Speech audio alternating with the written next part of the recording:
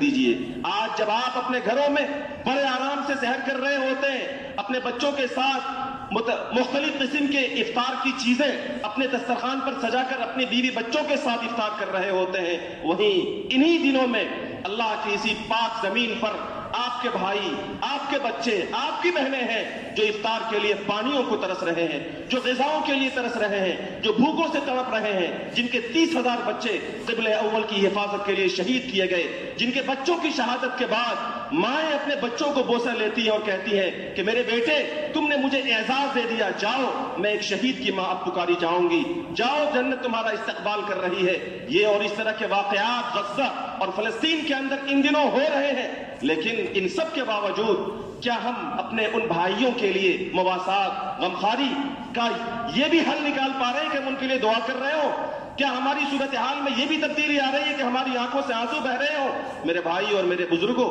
ایمان والے کا بھائی ہوتا ہے۔ آقا علیہ الصلوۃ والسلام نے فرمایا کہ ان کی آپس میں ایسی محبت ہوتی ہے جیسے ایک جسم کے مختلف پارٹ میں ہوتے ہیں،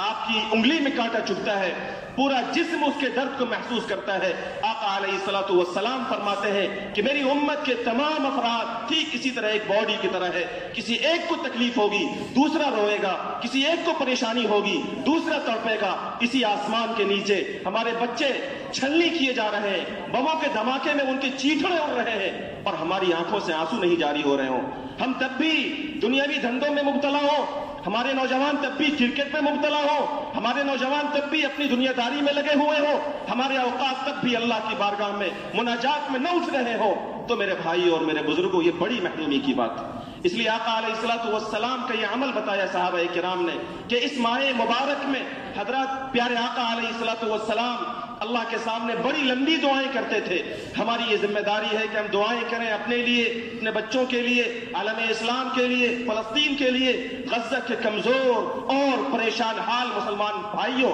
اور اپنے بہنوں اور اپنے معصوم بچوں کے لیے۔